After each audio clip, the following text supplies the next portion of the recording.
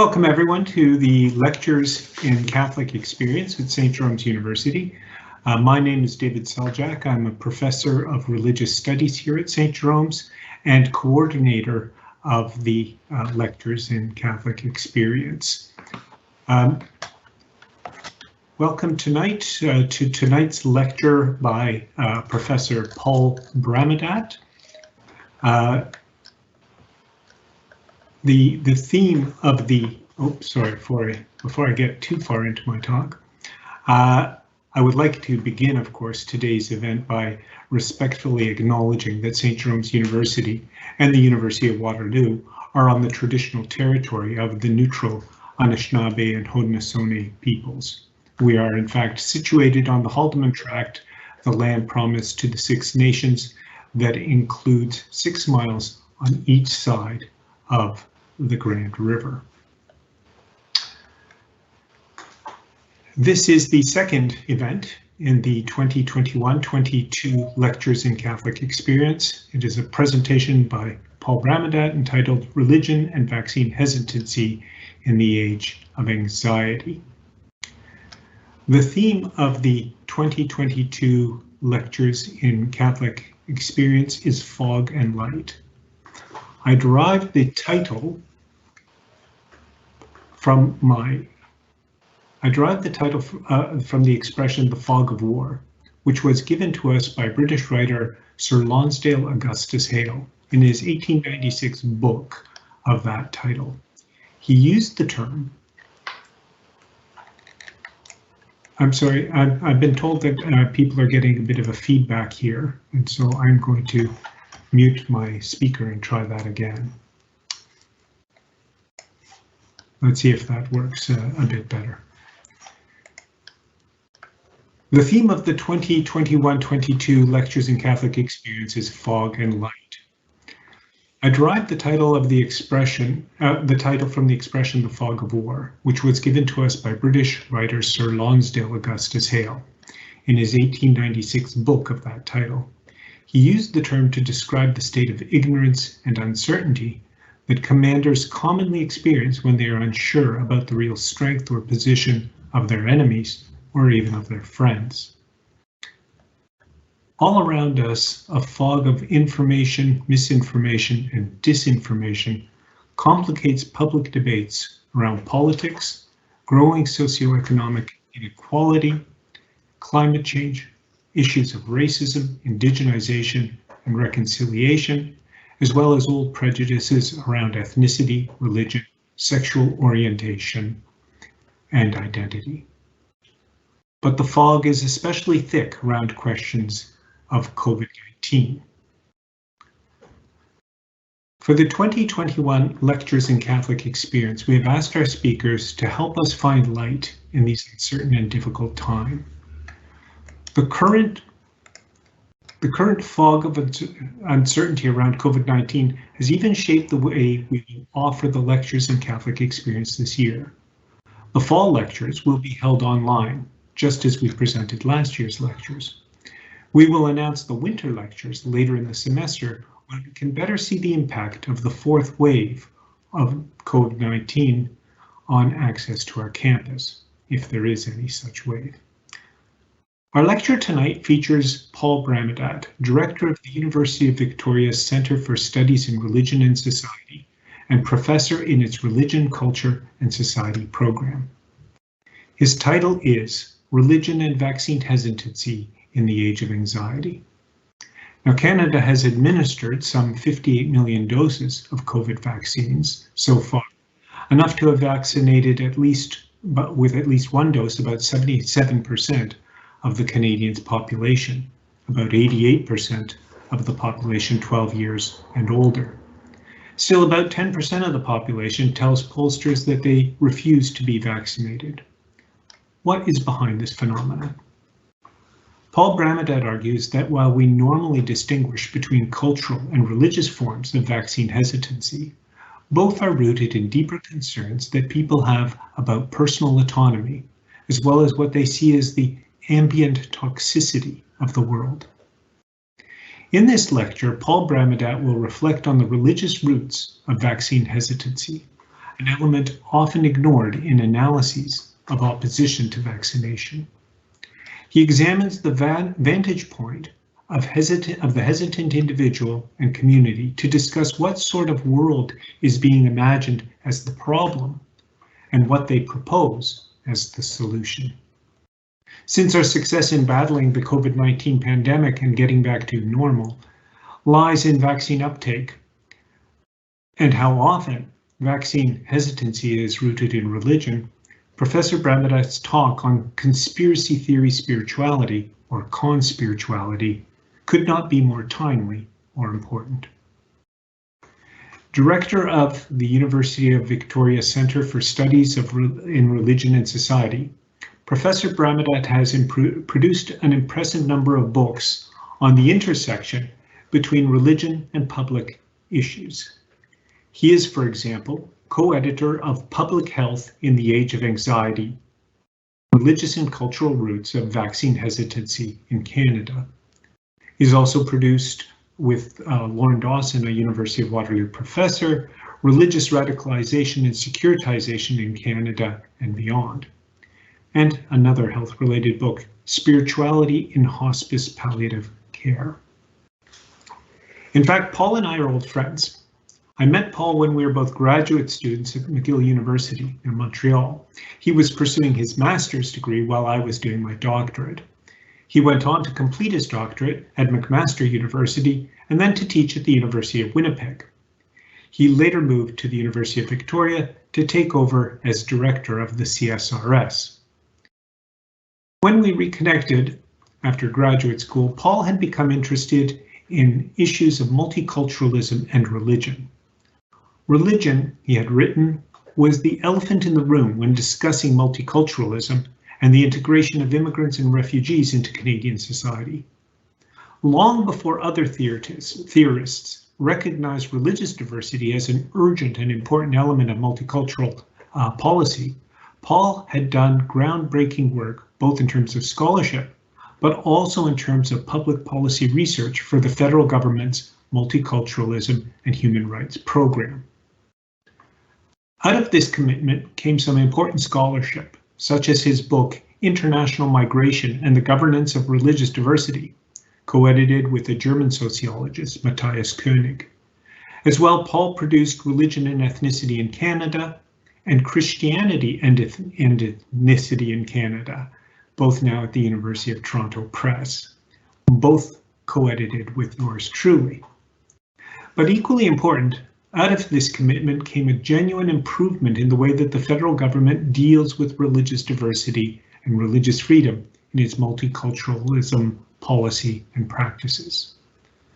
The feds began to take religion seriously, as did sociologists, political scientists, philosophers of multiculturalism, and others interested in the subject.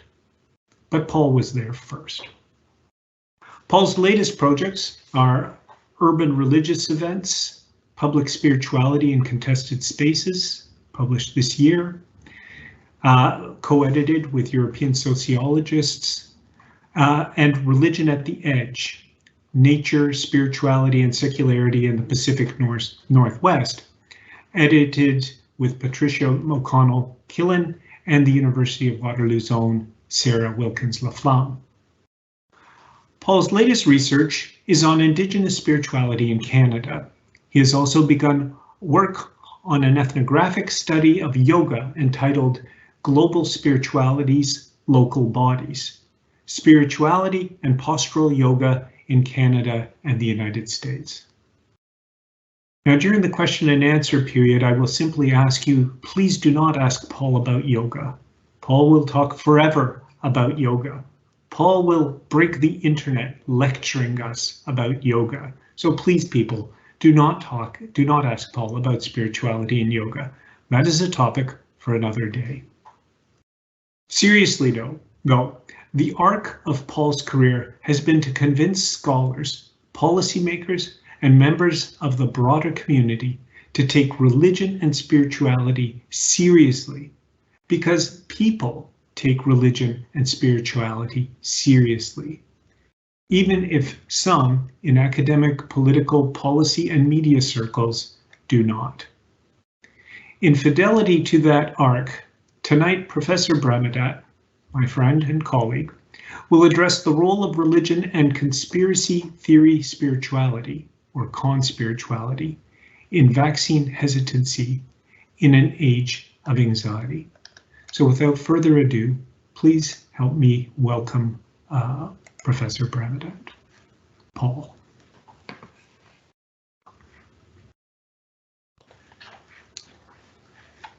Good evening, everybody, and thanks so much for that generous, actually more generous than I'd expected, introduction from David. Some of you will know that David and I are like an old married couple, and so I kept expecting to be roasted, and so I appreciate that there was only one joke, which is actually about 10 fewer than one would expect.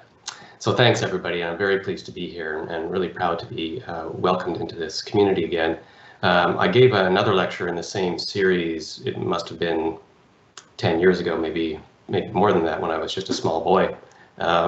So I'm very glad to be back, talking about a question which I think is on our minds. I think we can hardly ever get past 90 seconds of CBC without hearing a story of some sort on vaccine hesitancy or questions around American public discourse, which is in some ways also affecting vaccine hesitancy and when things will get back to normal.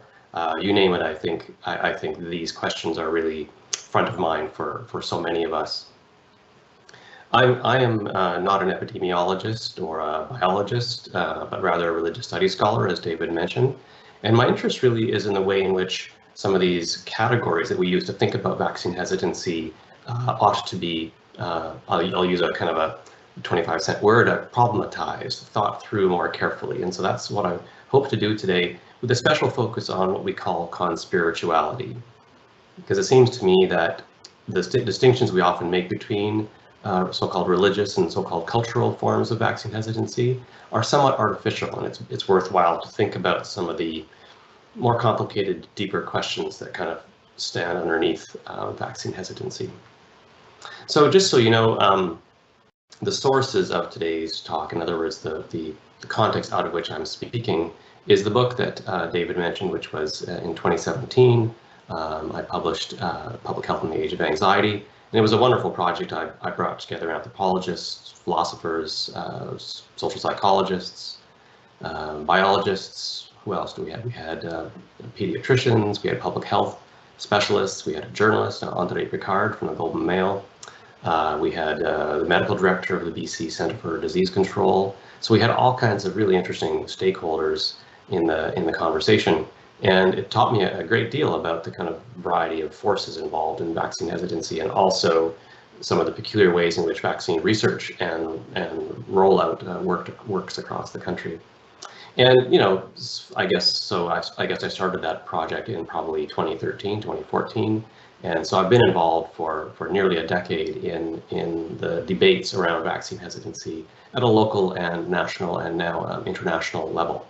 And in some sense, I thought after the book was published and I did some promotional work around its publication, I thought, you know, that's about the end of it for me, and I'll go on to other things. For example, if you would like to talk about my work on yoga, I'd be extremely happy to do so, David having opened the door. But seriously, I really had thought that was pretty much the end of my work on vaccine hesitancy, and all of a sudden the pandemic arrives and everybody wants to talk about it. And so I got drawn back into the conversation, which was quite fortuitous in some sense, because there are many ways in which the distance between our publication in 2017 and COVID a couple of years later, 3 years later, a number of things changed in the public arena, in the political arena, and around what we think of as religion and spirituality.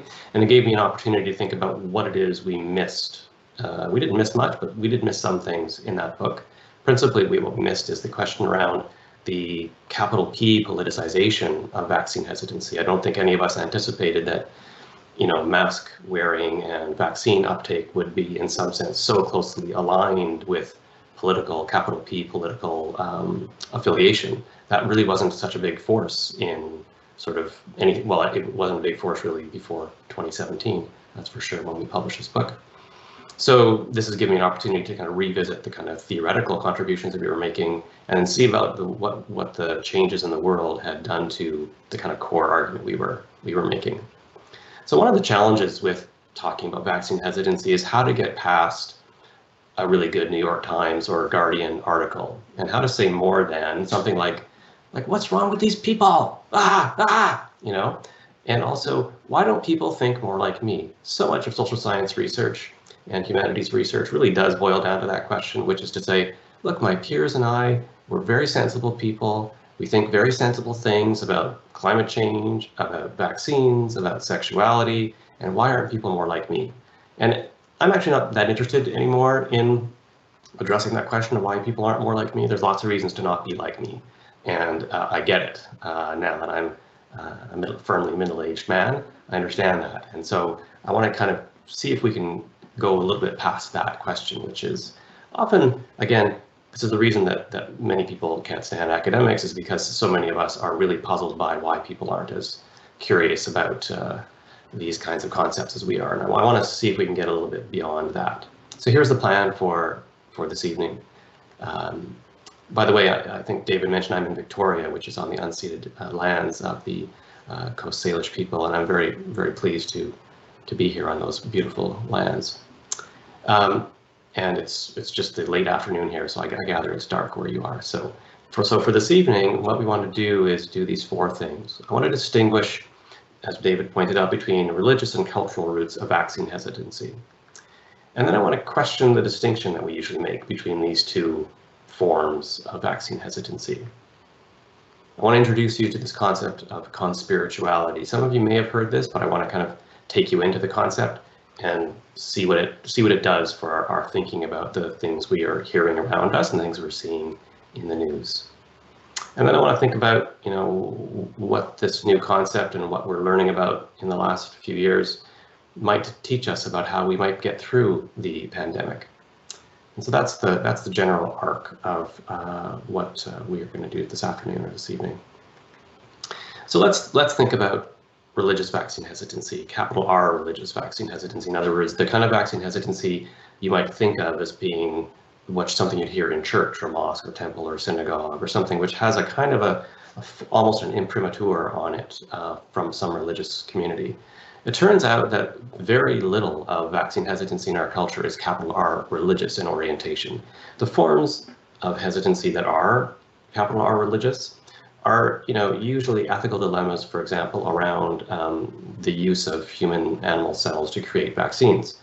I know there are quite a few Catholics in the audience, and so you'll know that there is a concern among Catholics about the cell lines from aborted fetuses that are used in the manufacturing and production and promotion and of vaccines.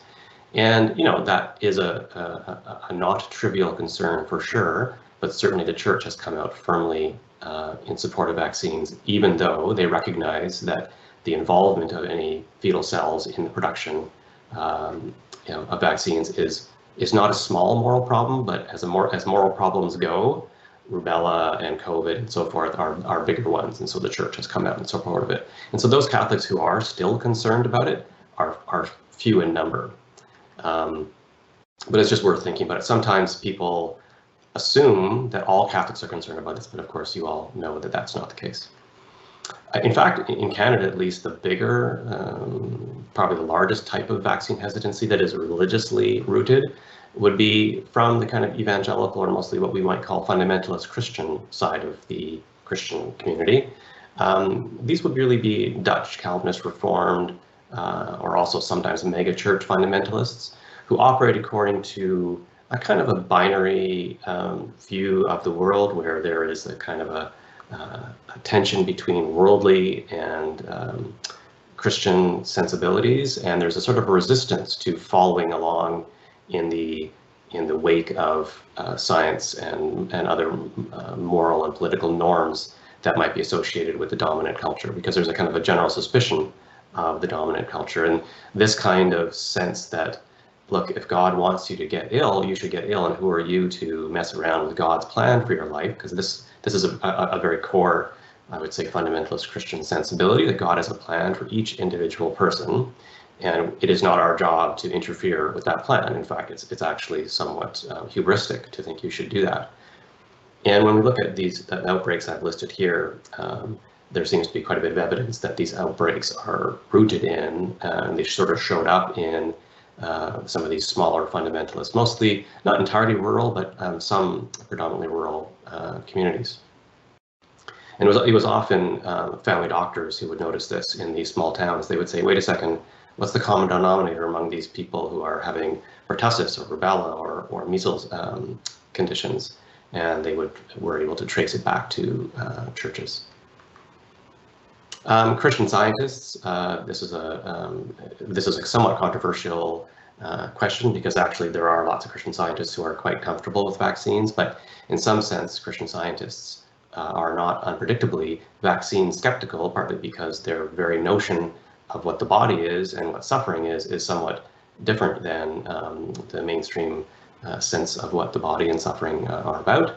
And so there are Christian Scientists who feel like prayer or an adequate relationship with God is actually the only and best way to be well. But again, that number of people is extremely small in the first place, and many of them are themselves okay with vaccines. But there are a small number of Christian Scientists who would still be hesitant. So at the global level, in terms of other capital R religious forms of vaccine hesitancy, there are, of course, in the countries I've listed here and in other countries, concerns around the ways in which global health mandates or global health promotion campaigns around various kinds of vaccines and around AIDS responses to HIV, that these are in some sense a kind of a Trojan horse for Western sensibilities and Western ethics and Western imperial interests. And so you can appreciate how in many of these societies there is a kind of a suspicion when somebody from the WHO comes into their community and says, hey, I have something that I want you to put in your body that's going to be good for your body. And many of them say, wait a second, you know, the history of our relationship with these international agencies and with overseas powerful societies is not all that positive, or at least not unproblematic. And so there, some of the vaccine hesitancy in those societies that are kind of religiously based vaccine hesitancy are quite understandable, in fact, because they have this sort of checkered past when it comes to thinking about the way the world might have a concern with them. So the forms of cultural hesitancy, cultural vaccine hesitancy, are actually much more common. In fact, I would say that accounts for the vast majority of the forms of hesitancy we see in Canada and in many other societies, certainly the United States and most European societies. That would be the principal form. I'll just give you a very quick rundown of the principal threads in that particular tapestry. So the first concern, and you've all heard this concern before, is the concern over whether or not vaccine mandates or policies or campaigns are an expression of government overreach, right? Even among healthcare workers, there is a small number of healthcare workers who don't even want the flu shot, who find that an over interest or an overreach on the part of government into their personal life. There is, of course, concerns around government, or around capitalist malfeasance. In other words, around the nefarious or deeply problematic influence of big pharma and of errors being covered up and of people, whole communities being ignored because their vaccine or their illnesses are not profitable for the vaccine companies. There's a concern, of course, and also quite a legitimate concern around the history of the way in which dominant biomedical programs and techniques have been quite problematic for many women, that and so many people naturally feel like, you know, this is just going to be another expression of patriarchal biomedicine, you know, nudging women, most of whom are the ones responsible for, who tend to be responsible in families for decisions, especially around childhood immunizations. And so there's concerns, there's kind of cultural forms of hesitancy that grow out of resistance to that patriarchal history of biomedicine. There's, of course, a strong thread within this tapestry that argues that actually natural approaches to everything are always superior, that one should always prefer a kind of a clean approach to your health and wellness. So homeopathy is one of the examples of the forms of alternative or complementary medicine that are often embraced as alternatives to the dominant biomedical model. And often when you ask people what appeals to you about homeopathy or naturopathy, and often it's the sense that it's clean, it's simple, it's natural, and all things that are clean, simple, and natural must therefore be healthier. There are concerns around the ingredients of vaccines, that they're dangerous, they haven't been adequately tested, that they are likely to cause all kinds of birth defects and so on and so forth.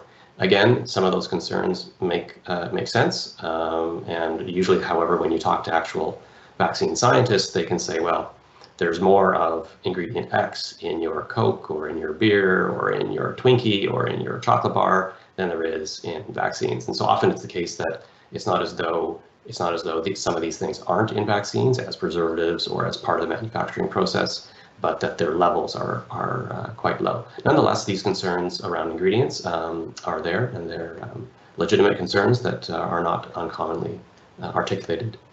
The other concern is that, well, hey, look, you know what, science is constantly changing, it's inconclusive, the jury is out, there's still debate. We hear this as well, of course, as you'll know, among climate change deniers, the idea that, oh, well, there's a real diversity of opinion around climate change, and people will say this about vaccines too, like scientists don't agree or doctors don't agree, which is not exactly untrue, but the overwhelming majority of scientists and physicians agree on the historical efficacy of vaccines and on the use of vaccines in today's pandemic. And then real concerns around adverse effects, those that are kind of real and those that are imagined. This is a real strong line of concern. And then finally, and this is what I'll pick up in a minute, there is a sense within the community, I think, that there's a concern that vaccines might be used as part of a kind of conspiracy to control your mind, your body, or the broader world. In other words, that it's a kind of a tool of corporate or government manipulation of mind, body, or the broader society. So I'll come back to that, because that in some sense is going to be one of the core themes of my reflections today. So what's the fundamental difference? Well, you know, I mean, obviously on some level, the capital R religious expressions of vaccine hesitancy have what we could call a transcendent and eternal and a priori a non-rational referent, right? So that they have this sense in which there might be angels involved, there might be a sacred text, there might be some kind of metaphysical reality that is involved. So those things are obviously different. And whereas in the cultural forms, the 8 I just listed, the concerns are really about, or rooted in concerns that are what we would call immanent or this worldly, practical, rational, scientific, right? So on some level, these cultural expressions of concern seem on the surface to be simple to deal with. So they're distinct in theory about their references and their kind of way in which they're grounded and articulated. But so they're distinct in theory, but when you scratch the surface of these forms of hesitancy, you'll find certain similarities. And I just want to sort of sketch the similarities that you'll see coming up in my later comments. So one of the similarities, I think, in both what we call religious and cultural forms of hesitancy is that you can't see the forces behind the scenes. And I guess what I want to suggest is that some of the cultural forms that I listed about adverse effects or ingredients and so forth are the kinds of concerns that you can address with a simple answer. If someone says, I'm concerned about thimerosal, and then the physician says, well, let me explain that thimerosal is hardly ever used, or if it's used at this level, which is found more often in other substances that you take in all the time, or that there's been no confirmed link between X or Y. So, you know, in other words, on a case-by-case basis, you could say that some of these cultural concerns are answerable.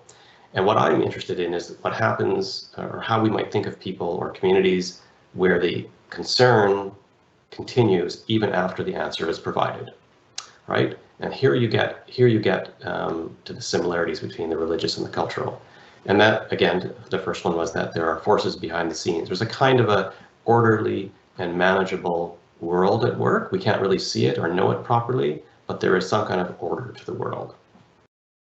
there is a sense that there are different ways of knowing, which of course in some sense is the hallmark of the modern university scene, which is that, hey, look, there's a whole variety of ways of thinking about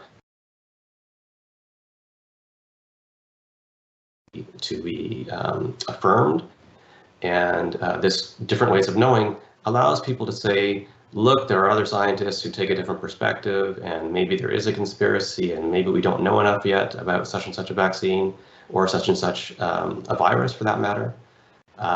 There is a crisis of trust, which is the sense that I'm not really sure I can trust my government, federal, provincial, municipal, or the international organs, stuff like the WHO or the UN. I'm not sure I can trust it. In fact, as many of you will know, there's all kinds of theories that this is not a pandemic, it's a plandemic, that there's a broader kind of strategy at work. So also there's a sense in which both religious and cultural forms of vaccine hesitancy rely on the sense that emotion or intuition are better guides than science. In other words, that you have to trust what your conscience, what your heart tell you in these questions. And rich affect is often used by both by people who are motivated by either religious or cultural forms. And so by that I mean, instead of saying we have some general concerns about whether or not there's a conspiracy, or we have some general concerns about ingredients, or we have some general concerns about God's will, what they'll say instead is, I have a neighbor whose son got autism, or I have a neighbor who got the flu shot and died the next day, or my sister, has been paralyzed from such and such a shot. So they will personalize it, and sometimes it's often you can actually see the child with autism next door. So it really personalizes and makes it a very rich affect. There is a soteriological orientation. In other words, there's a sense in which the stories that are being told, and I'll get to that in a minute, the stories that are being told about how to get out of this problem or what's really at stake, imagine some kind of salvation, some kind of way to solve the problem, the kind of core underlying problem of capitalism or of globalism, as many conspiratists would suggest. So in addition, we've seen the rise of conspirituality, which is this interesting mixture of two different forces. So I'm going to give you kind of the formal academic definition. This is from David Boas and Charlotte Ward. Conspirituality is a rapidly growing web movement expressing an ideology fueled by political disillusionment and the popularity of alternative worldviews. It offers a broad politico-spiritual philosophy based on two core convictions. The first, traditional to conspiracy theory, the second, rooted in the New Age. And here they are. You can think of these almost as a Venn diagram, and the conspiritualists are the people who kind of are in that overlapping component. First is a secret group covertly controls or is trying to control the political and social order, they say. And second, and this is in some sense more optimistic, humanity is undergoing a paradigm shift in consciousness. Proponents believe that the best strategy for dealing with the threat of the totalitarian New World Order is to act in accordance with an awakened new paradigm worldview. I would add to this the idea that I would add a little small additional ingredient of narcissism, which is to say some folks believe that not only is humanity undergoing a paradigm shift in consciousness, but there are particular people who, through particular spiritual practices, can achieve a level of consciousness that allows them to be able to see things that the rest of us, kind of who are benighted souls, can't quite see. So those would be the three components of conspirituality, at least the way I would describe it. So there are similarities between cultural and religious forms of vaccine hesitancy, and I think that conspirituality does help us to, as a concept, does help us to think about this form. So now, in order to understand this perspective, I want to introduce you to two people. First, let's meet Jessica, a 60-year-old woman who is not familiar at all, really, with the workings of the immune system, the scientific method, or the complex relationship between big government and big pharma. Jessica's intuition, her meditation, her Reiki practice, her intentional dance practice, her special organic diet, and travels in the astral plane have given her access to levels of consciousness that set her apart from the conventional world. and the conventional world has really always treated her with great contempt.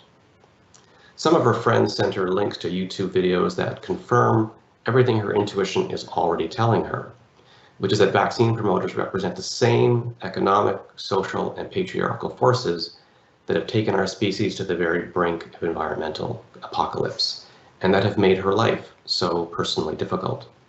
She senses in her heart that the world is in free fall, and she feels certain that no good can come of surrendering more of her autonomy to governments and corporations run by, and mostly really for, male elites.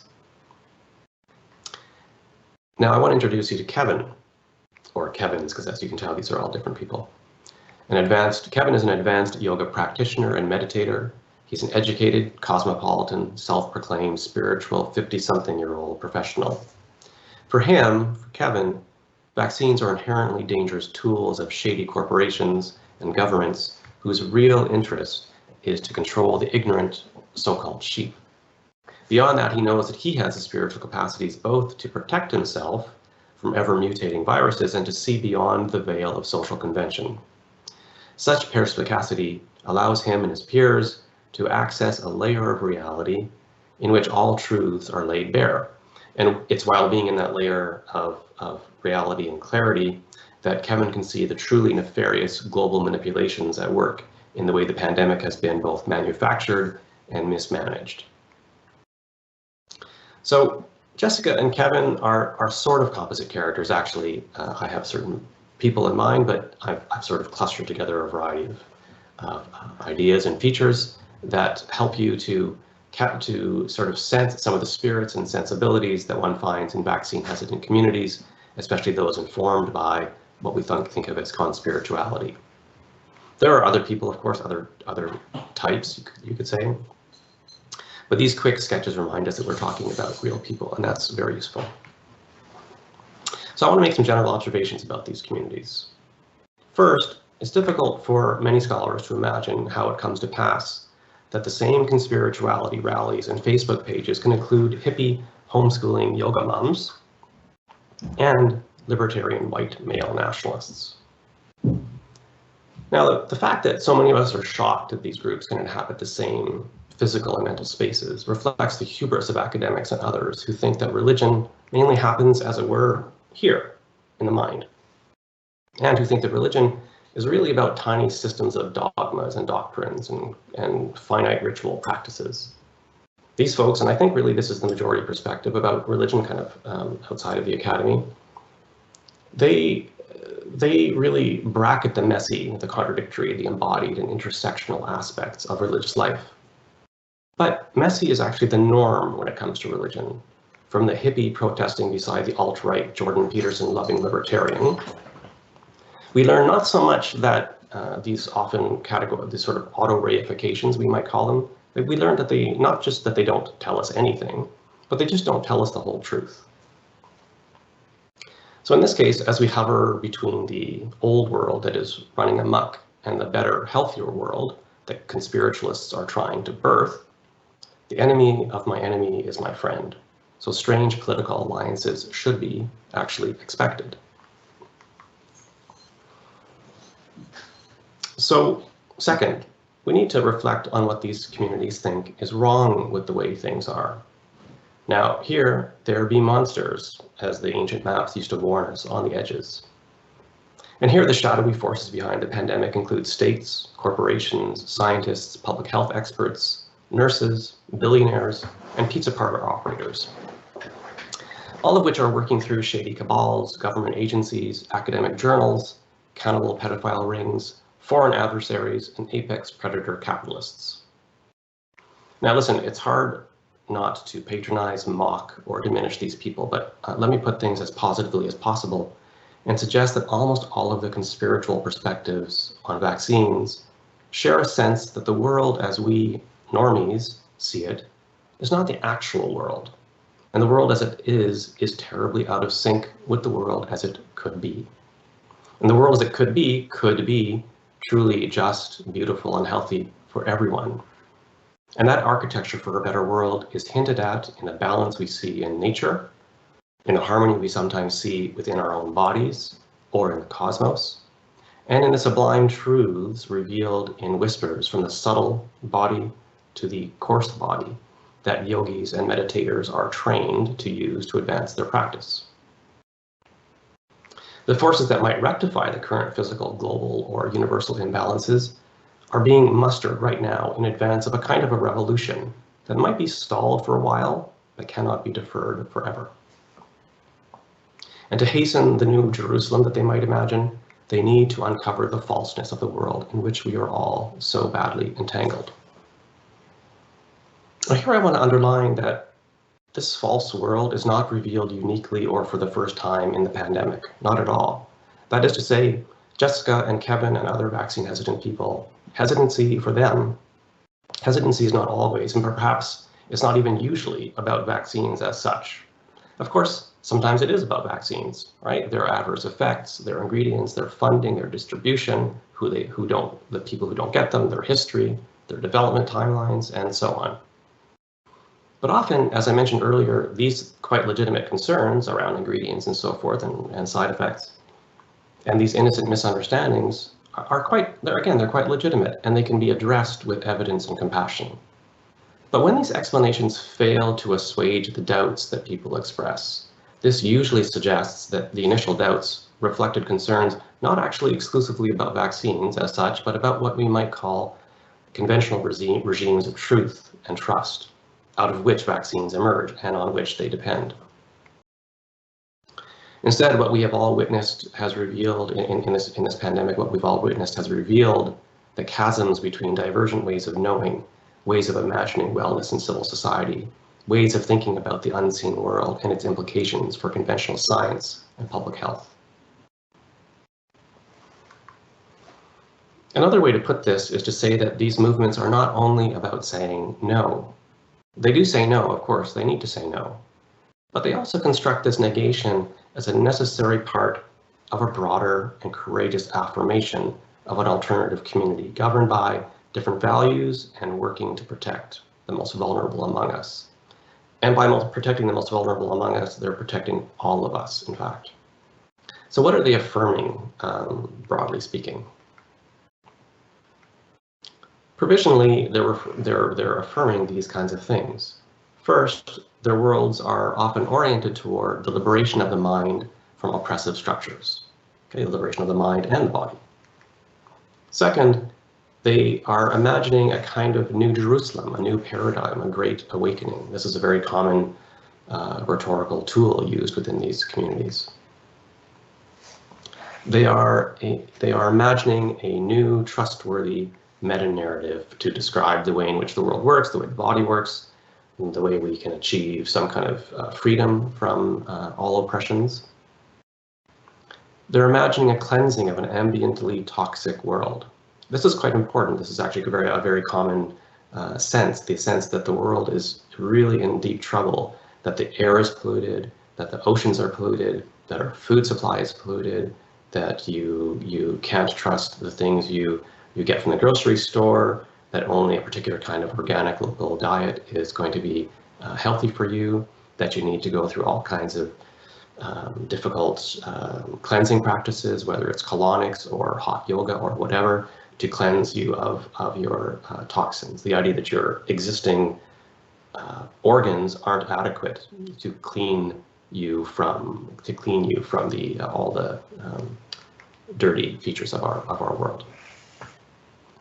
It's also a protection. It's a way in which they are thinking of protecting their kin and their community, and really all of the rest of us too, from a whole variety of hostile forces, by the way, not just from bad governments, but actually from all manner of forces.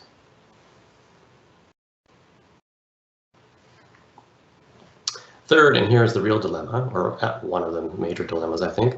The people who are kind of on the front line of the pandemic, and I want you to note the military metaphor because it's an important feature of the imagination at work, are the same people whose whole professional formation occurred within the powerful biomedical regimes of truth and trust. So our healthcare professionals face not just this or that misunderstanding about immunity or adverse effects monitoring or the role of big pharma, but more problematically, they have to deal with the much deeper narratives and in some cases conspiracies that often animate vaccine hesitancy. Of course, these professionals are perfectly equipped to respond to concerns about how vaccines work, how the body works, the reasons we might need a booster shot, the question of the role of fetal tissue in the manufacturing and preservation of vaccines and so forth. What they cannot be necessarily expected to do especially well is to appreciate and respond constructively to the fact that the stories that animate much conspirituality are often spiritual in implicit and explicit senses. Of course, I'm tempted to argue that the professional context in which our medical and health and wellness professionals are trained ought to make more space for the kind of thinking, findings, and intuitions that are part and parcel of the fields in which I work and my colleagues work. Of course, I would think that that's totally predictable, but the learning goes the other way too. That is to say, scholars of religion need to learn more about the often quite brutal and very stressful physical, economic, and emotional realities and moral realities behind the healthcare settings that interest us. Without this kind of awareness, we'll be shouting into a hurricane. We do generally prefer to leave the dirty work to the people on the screen. And I think that those of us who like to criticize what it's like to be in the healthcare setting or make policy vis-a-vis the healthcare setting need to think more closely and learn more about the kind of day-to-day realities of what it means to work in hospitals, in clinics, or in government agencies that are trying to make sense of a very rapidly changing healthcare crisis. So let me just comment briefly, just looking at the time. Where's my watch? Yeah, we're good. Let me comment briefly on what seems not to work so well. So what seems not to work so well is an obsession with better and better data. We might call this cognitivism. In other words, the argument that really what a vaccine hesitant person needs is a better graph, a more clearly powerful peer-reviewed article. And this actually was the path many clinicians took in the early days of understanding vaccine hesitancy, which is to say they would give people pamphlets and information and websites and so forth that had very compelling data sets and sometimes sort of delivered for ordinary people like us. But this is a kind of a reliance on the idea that the way people change their minds is by giving them a better argument or more data. It turns out that doesn't work so well. What also doesn't work so well, or which often gets people's back up, and we saw this certainly in the Manitoba Mennonite communities, for example, is faith in a muscular government response or mandate. So authoritarianism doesn't work so well either. There are many of us who are very strong vaccine advocates who just think, you know what, just bring in the military, just force people, just put it in the water supply, do whatever. But I'm being facetious, of course. But it turns out that just gets people's back up and it makes their response to this particular pandemic really maladaptive, and also any future cooperation or engagement, constructive engagement, is likely also not to happen. Third, what doesn't work so well but is extremely tempting is a recourse to mockery. So here are two things that I just randomly selected from the internet. Just, there are a million. If you have a Facebook account, you have for sure seen things like this that sort of mock vaccine hesitant people. And again, some of the conspiritual claims about the sort of shadowy cabal that is preventing people from being well and whole, some of the claims are very, very far-fetched, and so it's difficult not to resort to this, but it turns out it doesn't work at all. The good news is what does seem to work. Well, here's the good news. Long-term relationships seem to work between doctors, nurses, and patients. Some level of government corporate transparency so that we can see how the sausage is made at the policy level. We can see the way in which government is trying to deal with a very rapidly changing crisis. And we can see the way corporations like Big Pharma deal with the question themselves. In other words, how they do randomly controlled trials, how they deal with adverse effects, how they manage their ingredient supply, and so forth. That transparency would be useful.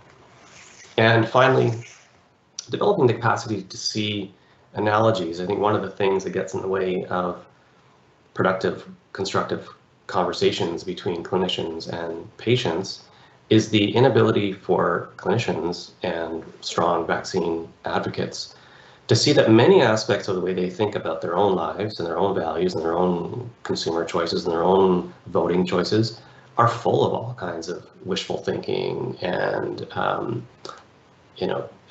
all kinds of hypocrisy and all kinds of complex, not entirely rational approaches. So here's the bad news, though. So the good news is that there is a way out of this. The bad news is that it's extremely expensive, right? So most physicians are paid on a fee for service, in other words, procedure by procedure.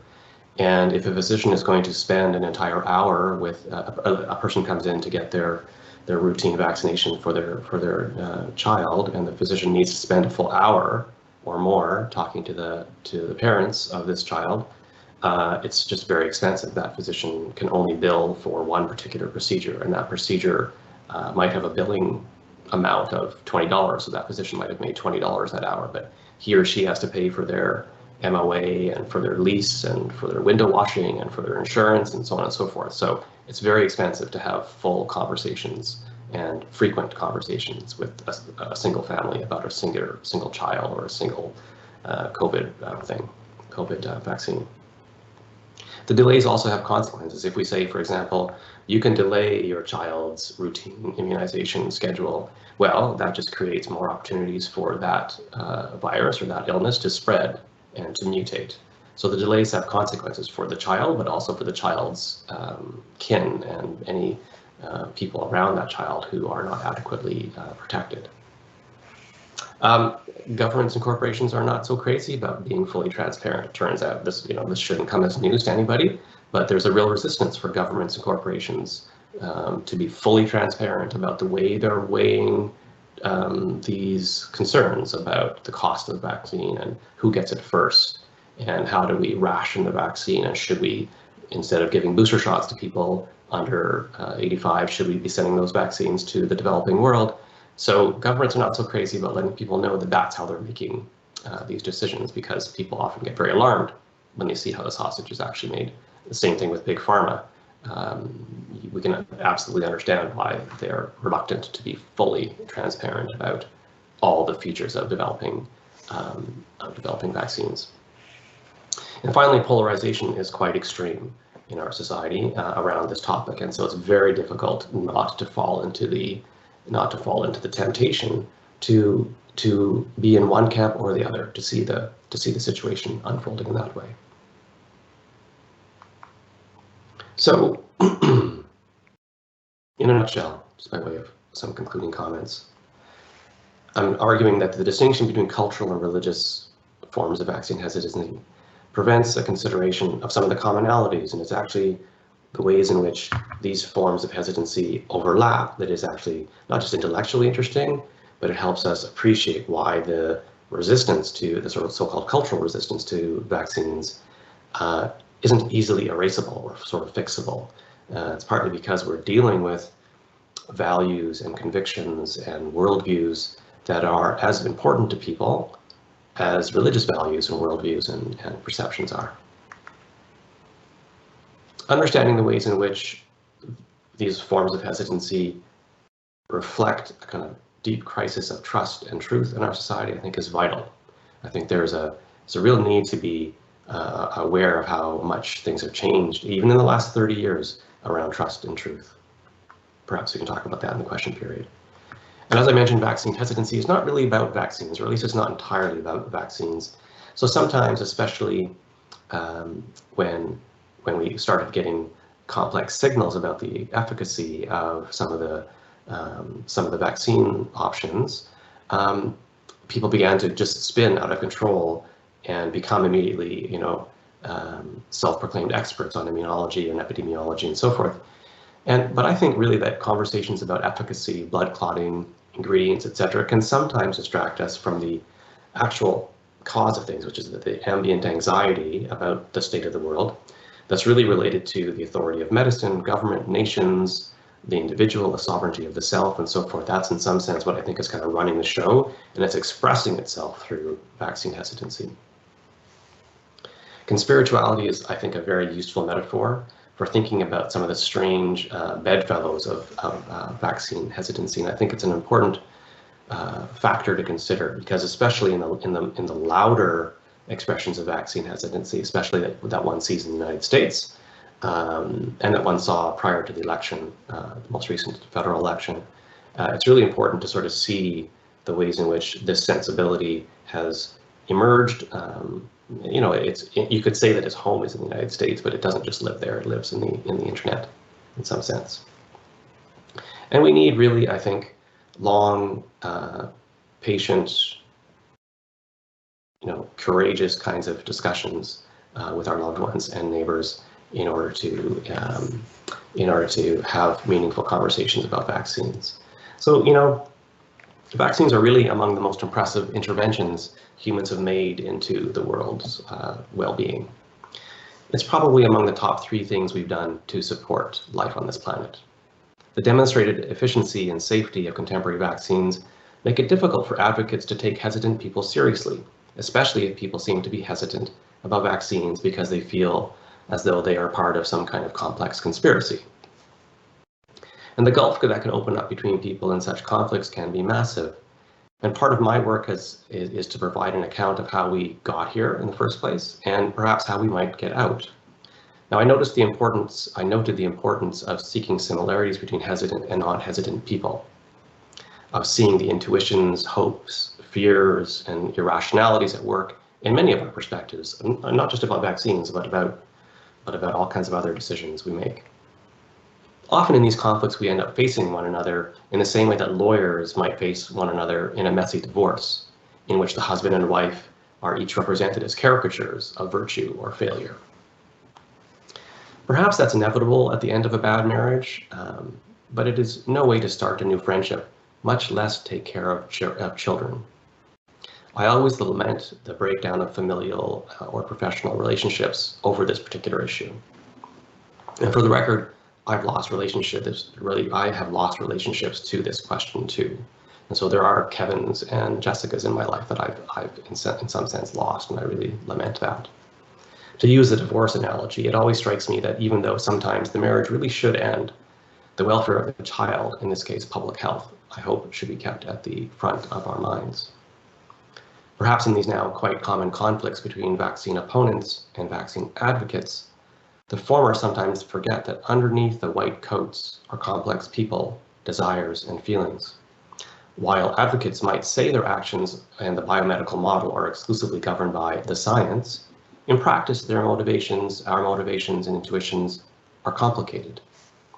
But the sooner vaccine advocates understand that for all the explanatory power and technical prowess of conventional science, advocates are also multiply located people. And the sooner we will see, we'll find some common ground, I think, on which to stand to have a conversation about vaccines, vaccine hesitancy, spirituality, and a world that for both vaccine advocates and as well as conspiritualists might be seen as running amok. And it's finding that common sense of what we are all concerned about, which is a world running amok, kind of a world in crisis, that I think is a worthwhile ambition, and I think it would help us to understand vaccine hesitancy of all types a bit better. So thank you. I think I'll end my comments there.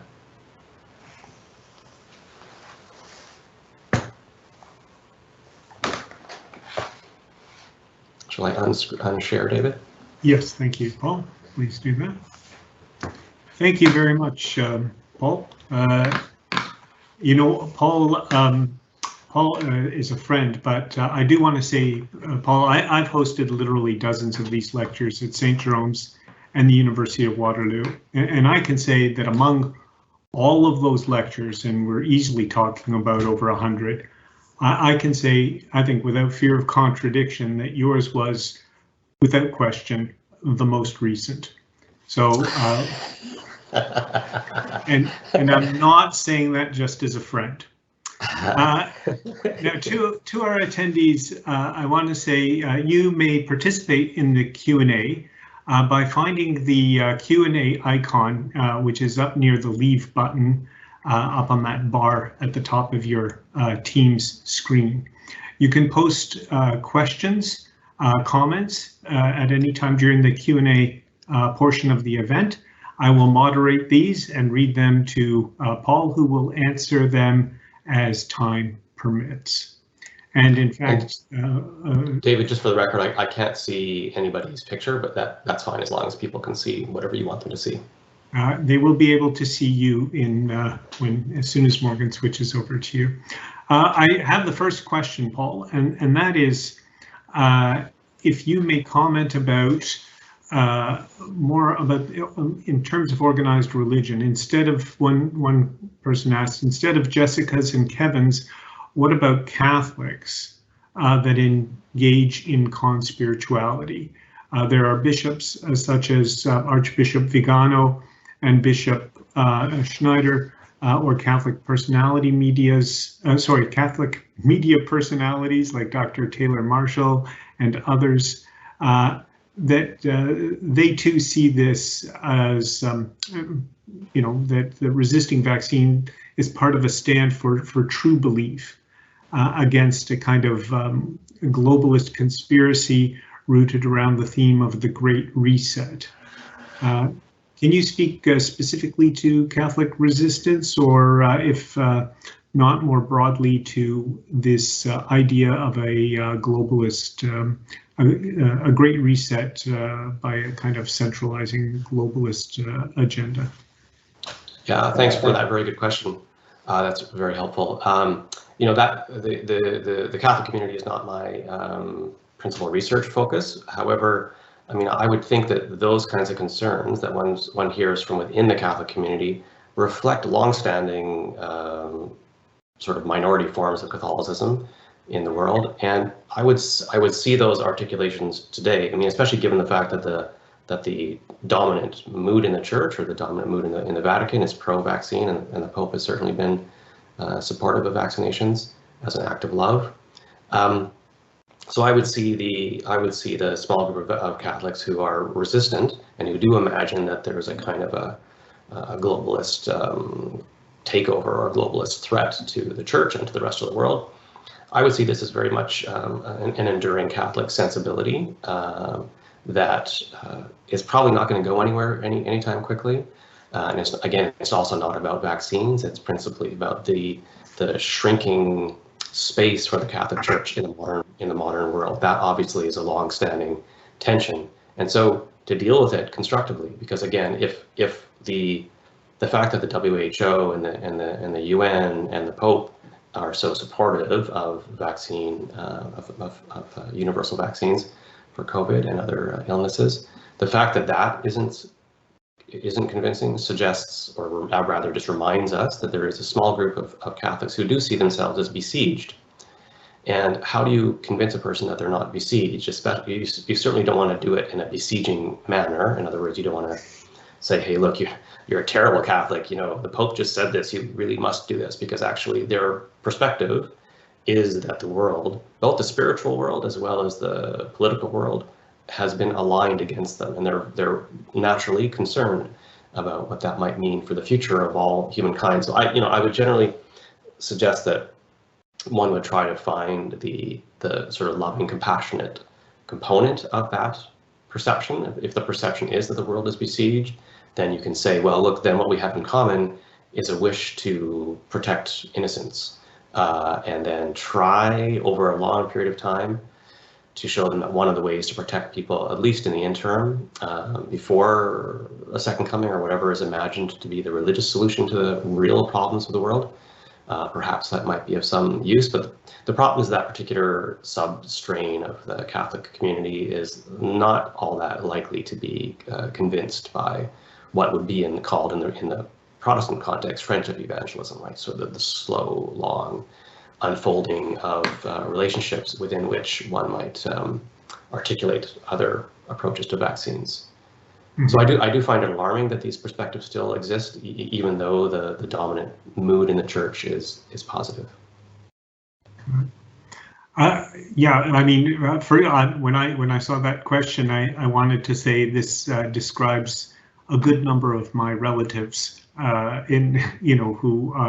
who really do believe this, and I think your comments on a group of people who feel that they have a certain hold on truth, or a certain avenue to truth holds for these people, that they believe they are holders of a true Catholicism. Our questioner, Steve, here mentioned Archbishop Vigano, who earlier had accused Pope Francis. He was an opponent of Pope Francis's more pastoral, he would say, modern approach, and released an 11-page letter accusing Francis of hiding pedophiles in the church. And so I think it's opposition. They see themselves as the elect within the church. Yeah. In the way that, and this leads me actually to a question. You mentioned that perhaps of the three descriptions of vaccine hesitant people, that there might be an element of narcissism, that they feel that they have a special experience or road to truth.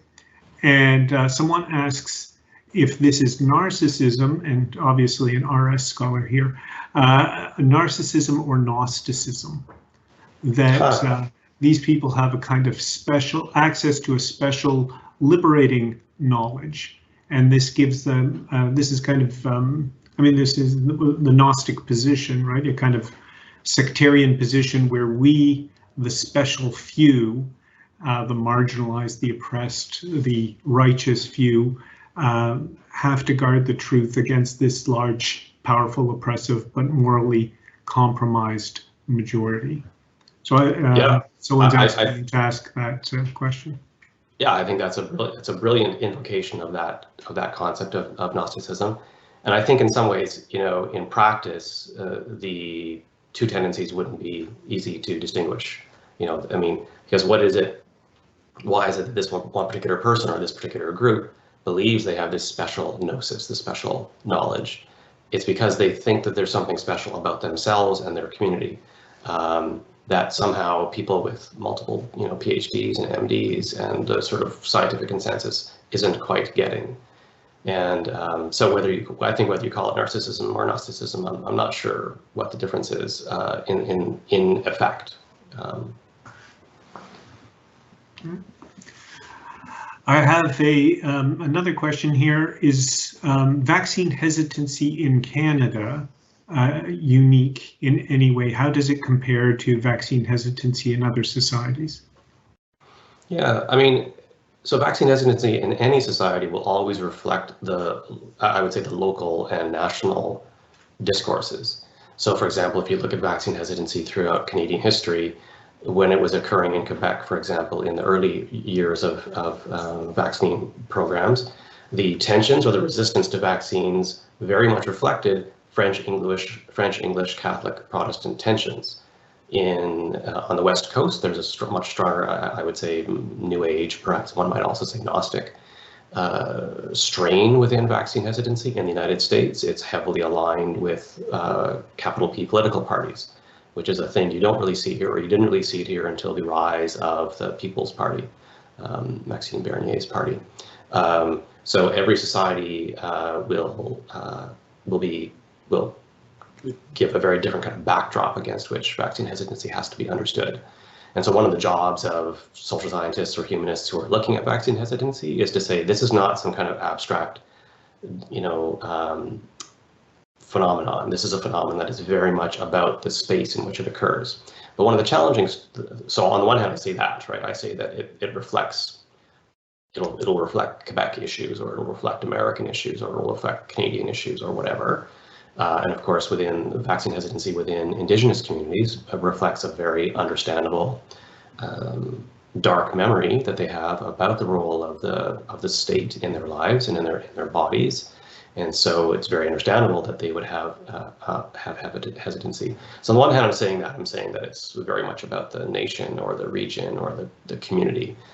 On the other hand, it exists in this weird, or it is mediated often through the ether of the internet.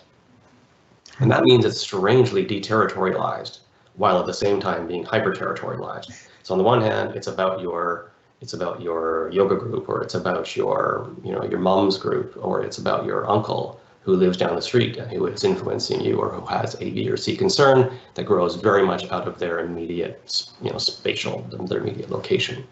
On the other hand, you are seeing things on Facebook that come from Japan or Russia or Detroit, and you're reading it in Port aux Prairies, Manitoba, and you're imagining yourself in this other space, which is not exactly Port aux Prairies, but it's also not exactly Detroit. So I think this is very much a feature of the modern, or you could say, I suppose you could say the postmodern condition, which is that we're very much of the space we're in, the nation and the region and the city and the family. But we're also very much in this other space as well. And the problem is that, the sources of misinformation or misunderstanding or misrepresentation of truths and communities is they're both very problematic, because the face-to-face relationships you might have with your yoga group or your mom's group or your close uncle who kind of rescued you from a very dysfunctional family, for example, those close relationships are very hard to challenge. There's something about the face-to-face, the intimate, the familial, the physical, and if you're thinking about a yoga or a Reiki community or mindfulness community. So that's very hard to dislodge, but so too is the kind of free-floating communities within that are mediated through the internet. Those are very difficult to challenge, because there's a way in which people feel, well, if I'm looking at these so-called studies or these subcultures of critique of the vaccine conventions, those claims can be put forward in such a smooth, polished way that people who don't have much scientific literacy and who are looking for confirmation for the biases to be confirmed by the things they read on Facebook or wherever they might be getting their media, it's very difficult to dislodge that as well. And when people are influenced both by the local, the physical, the actual relations with their uncle or their yoga group or whatever, and Facebook communities, which really are very much governed by these algorithms that always prefer and seek out engagement and high emotional volatility, then it's very difficult. Thanks, Paul. We have another one here. Do you think employers should mandate the vaccination of employees, and that employees who do not comply should be fired? It seems to be a very heavy-handed approach.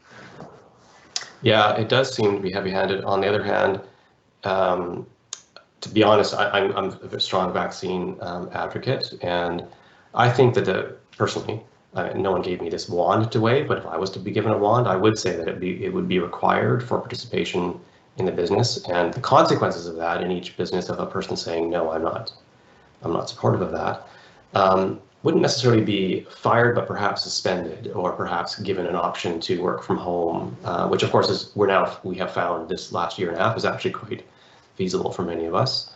So it does sound heavy-handed. It is heavy-handed, but sometimes in governments there is a need for a heavy hand, because I think many of us, when we saw the numbers decline dramatically and the vaccines increase, many of us are quite optimistic. And then of course the fourth wave occurred, and so much of this is driven by the Delta variant, and we can also expect other variants to arise the longer we let this thing run through the largely unvaccinated population. So it feels to me like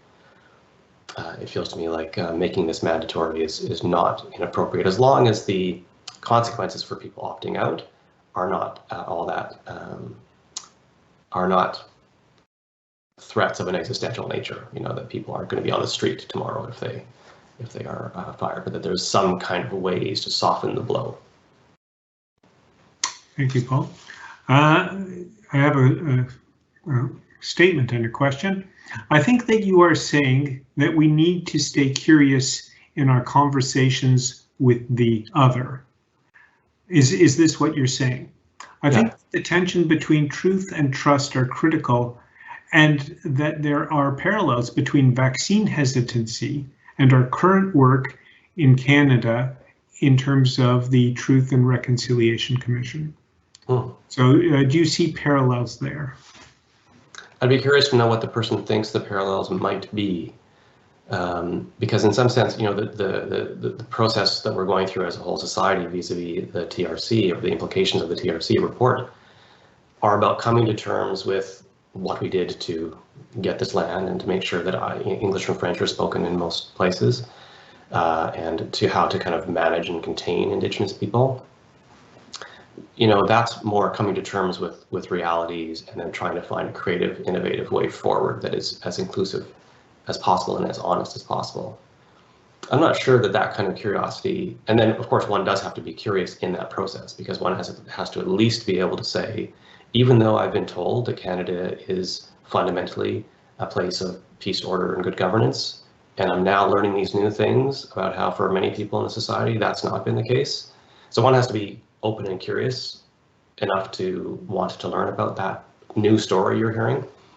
But in the case of vaccine hesitancy, the curiosity, it seems to me, has to be about where does this come from? Why is it when you say that you're really concerned about the ingredients or adverse effects, and I give you the story about ingredients and adverse effects, you maintain this deep, deep, deep mistrust of these technologies and of these policies that have been dramatically and demonstrably positive for our society.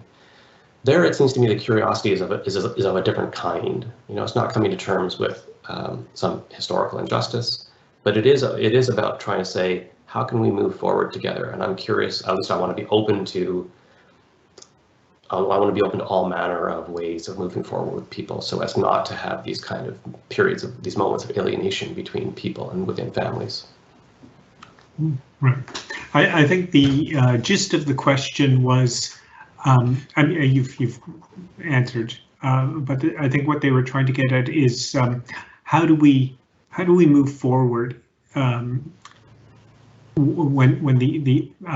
in conversation with an other, with somebody who is so as they say, is somebody that we find almost if they're talking a different language. I don't know if, I'm sure you've had these conversations with people who are vaccine hesitant. I certainly have. You present a fact or what a government statistic that is reported in the New York Times, and they seem to be speaking a different language or coming from a different world because it comes from the government, because it was reported in the New York Times, it's therefore inherently untrustworthy. How do you reach out to someone who is so completely other? Is there a possible way? Yeah, it's hard. One of the things I've often felt is that many of the people who are expressing vaccine hesitancy don't have doctors or nurses in their lives. I think if you have doctors and nurses in your lives, then if you see on the internet that the number of deaths are inflated, or that the ICU beds are not under pressure, or that COVID hasn't created this huge crisis in hospitals. This, of course, is one of the most common stories floating about from vaccine hesitant folks, especially conspiratorial folks, because they actually say there's a great lie being told that actually hospitals are fine. The deaths that are attributed to COVID aren't really COVID deaths. But if you spend any time with physicians and nurses, you'll get a whole different story. You'll see that they're at the very end of their ropes, and they will tell you stories about what their ICUs look like and what their day-to-day life looks like now compared to 2 years ago. So in some ways, I think that getting people into more open conversations with more nurses and physicians who are right on the front lines, and creating conditions where that conversation between people who are hesitant and who have this conspiracy sensibility and people who are actually on the front lines of hospitals and clinics, I think would be extremely valuable, because it's just very hard to maintain that perspective once you actually talk to a doctor who's actually in hospitals. Very good. Very good. All right. So I have a clarification that the person asking about the Truth and Reconciliation Committee was talking about the rebuilding of lost trust and how we go about that. But I think that's what you were addressing here. Well, I mean, if I could speak to that, and thank you very much for the clarification. The rebuilding of lost trust in the case of the federal government's relationships with First Nations, of course, is the way to do that seems clear, because you can look at the long history of broken promises and of terrible manipulation on the part of the federal government toward Indigenous people, and all kinds of sort of bait and switch and all kinds of very problematic relationships between the government and First Nations people. And so the way forward in that case is simply to start not to doing that, to consistently not to do that, and to be more, to be braver and more truthful. But in the case of vaccines, it's a bit more problematic, because I don't think there's a long history of the government misrepresenting the way vaccines work, or the way the body works, or the way pandemics work. It's not as though the government has to start telling the truth, the government has been doing its best to respond to, whether it's H1N1 or whatever, any of the kind of pandemics or near pandemics. The government has done its best to try to respond effectively. So it's not like, unlike the TRC moving into the future, it's not as though we can simply start telling the truth and start, treating people like full citizens and full partners in our community. I think the government has generally been doing that pretty well, and the public health officials have generally done a pretty good job of at least trying to do that. All right. Here's a blunt question that's come up. Is vaccine hesitancy a new religion? Yeah, that's a good question. So, religious studies scholars are endlessly debating what is a religion versus what is a form of spirituality, and what is required for a thing to be a religion. And there's no real consensus on that. But I don't think I wouldn't use that term. I wouldn't call it a new religion, because it's just not quite coherent enough. I mean, there's enough forms of it. I would say that conspirituality is a form, kind of a new form of spirituality, which does give people a sort of coherent story about why the world is as it is. It gives people a community, mostly mediated through Facebook, but also through face-to-face communities. It gives people kind of rituals. The ritual of protest, for example, is a kind of a ritual. It gives people a sense of how to save things, how to save the planet, and who the bad guys are. So you could see conspirituality as a new form of spirituality.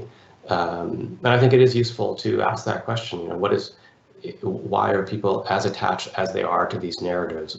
For example, about the pedophile ring and the pizza, the pedophile ring being run out of the basement of a pizza parlor. And then they go and they show that, as I recall, that pizza parlor didn't have a basement.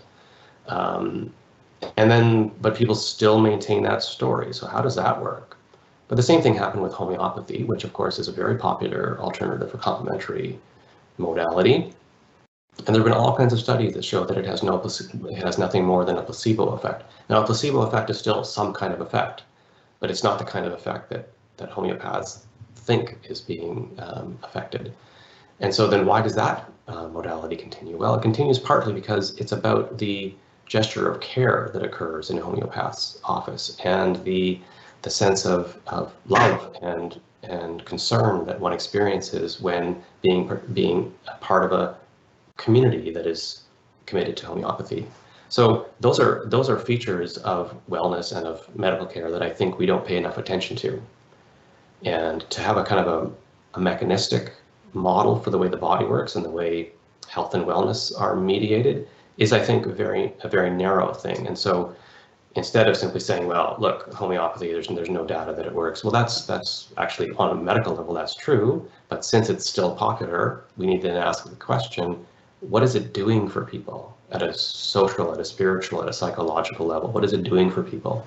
And getting at that question helps us, I think, to understand the shortcomings of the current medical model. And can we find some way for the existing medical model to do some of those things better, to treat people, to give people more time, to give physicians more time with patients, to have a more community-oriented understanding of what it means to be well. And I think so in some ways, the popularity of some of these alternative modes and some of these conspiratorial sensibilities are kind of implicitly, or not even implicitly, but explicitly critiques of the dominant medical model. And I think it's worthwhile to pay attention to those critiques. All right, we have one last question, and we are coming up to the end of our time, but it's a good one. Might there not be more of a role that government should have around pharmaceuticals, I imagine pharmaceutical companies, profiting from vaccines? I wonder how much of the distrust you have named may also be related to the rise of wealth disparities under neoliberal economic policies. Every time I see a story about stock prices rising for a particular vaccine manufacturer, it bothers me. What a great question. And I'm really glad somebody asked questions around the economics of this. And here, it's tricky because, we kind of depend on big pharma for the production because they have very deep pockets. We depend on them to be producing, to be doing the research and development for many of these drugs. We could have a policy, or we could have an approach to pharmaceutical development that is entirely state-based. That's not without its problems either, right? It's going to still run into some of the same challenges of trust and truth, and we would worry about ideological tilt of some of these vaccines that they might develop. But yeah, I mean, an adequate, like the critique of big pharma, the way in which it's impossible for many people to think of big pharma as delivering something that's a social good, tells you something about the sense of alienation and mistrust many people experience as they imagine themselves in the neoliberal world, which is a world in which you have fewer, the individual has fewer and fewer protections from the state and broader society, and he or she is sort of expected to fend for themselves.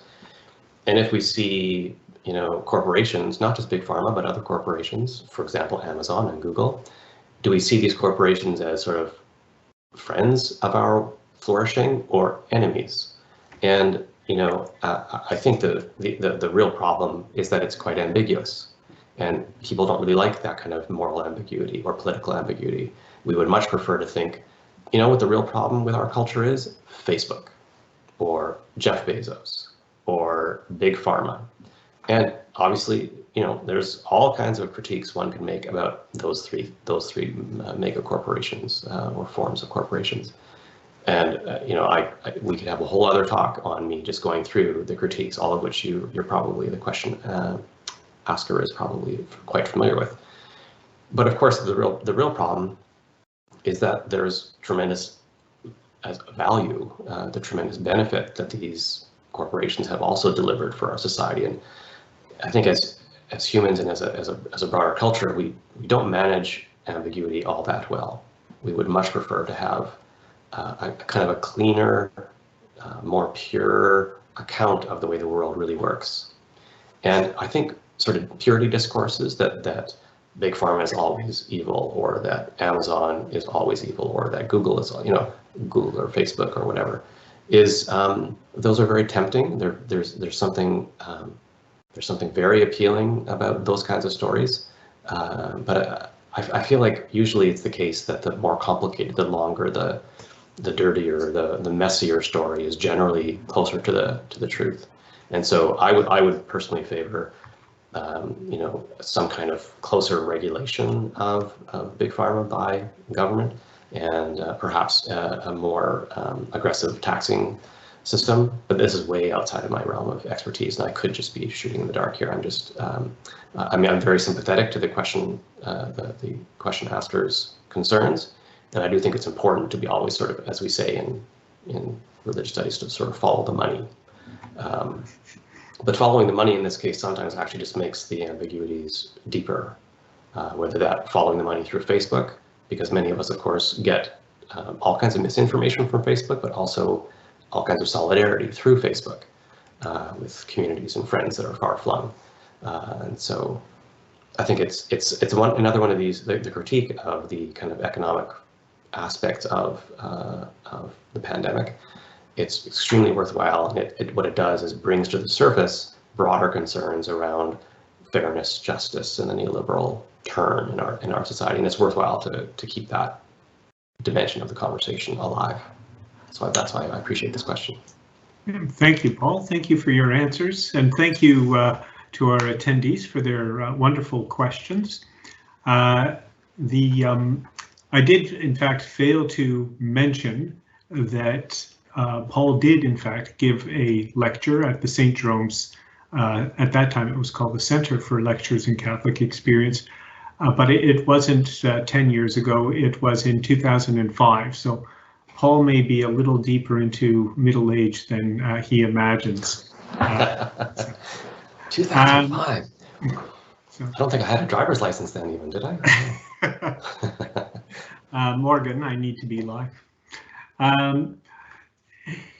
Anyway, Paul and I go back some time. People may sense that. We have studied together, we have published together, and we have traveled to way too many conferences together. We write together and present papers together, and now we even finish each other's sentences. At one of these conferences, we were driving back to the hotel, me driving, Paul in the passenger seat, and in the back seat was a learned scholar of the Hebrew Bible who works with Paul at the University of Victoria. And he observed us conversing as we usually do on these trips, which involves no small measure of bickering. And at one point, our scholar leaned forward and asked, "Paul, does your wife know about your relationship with David?" And she said, "You two act like an old married Jewish couple." So Paul's response was, "Oy vey." Regrettably, though, now I cannot be friend, but I must be the coordinator of Lectures in Catholic Experience, and I'm forced to say something nice about Paul. And if I can combine the two, when we travel to these conferences, what always strikes me about Paul is his relentless curiosity about people. On the way from the airport to the hotel, Paul peppers the poor cab driver with questions and learns more about a cab driver and his experiences and his forms of religion that I would in 5 years of study. It is something that he does relentlessly and naturally and very, very well. And I think people can sense that relentless curiosity as well as that competence and intelligence in tonight's lecture. I said at the beginning that the arc of Paul's career has been to convince scholars, policymakers, media personalities, and members of the broader community to take religion and spirituality seriously, because people take religion and spirituality seriously. Tonight, we've seen how he does that with intelligence, eloquence, and compassion. He has challenged us tonight not to rely on old strategies and old stereotypes, and especially division and mockery. He has instead emphasized long-term relationships, transparency in government and corporate operations, and a capacity to develop analogies. In other words, to empathize with those with whom we disagree.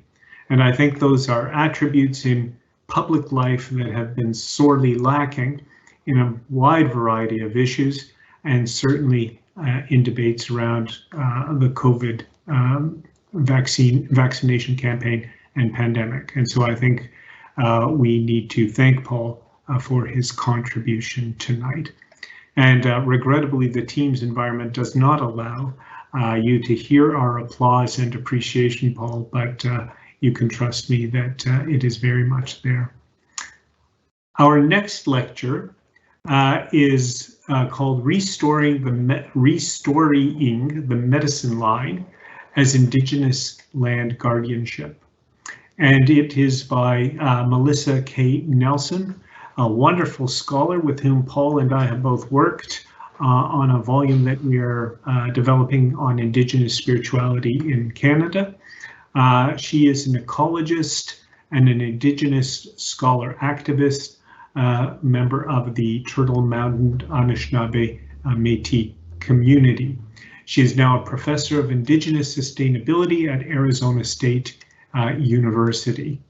And she will be talking about how during this time of profound climate disruption and converging crises, First Nation leaders are asserting and renewing their sacred relationship with their other than human kin, like totem animals and elements like fire and water. And she argues that this movement is a claim to territorial and spiritual sovereignty.